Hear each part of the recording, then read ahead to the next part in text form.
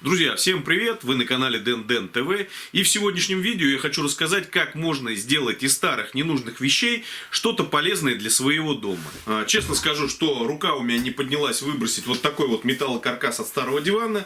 И сегодня я постараюсь сделать из него что-то полезное для своего дома.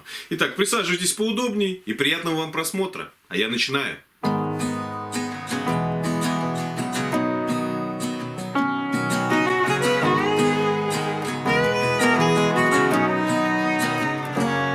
I feel better every day.